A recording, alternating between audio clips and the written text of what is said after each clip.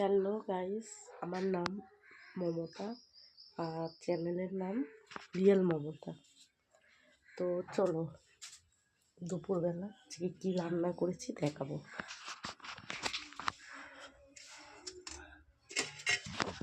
এটা হচ্ছে ভাত, এটা হচ্ছে মাংস লাল লাল কষা কষা, এটা হচ্ছে বাঁধাকপির তরকারি, আর এটা হচ্ছে ডাল, মসুরের ডাল।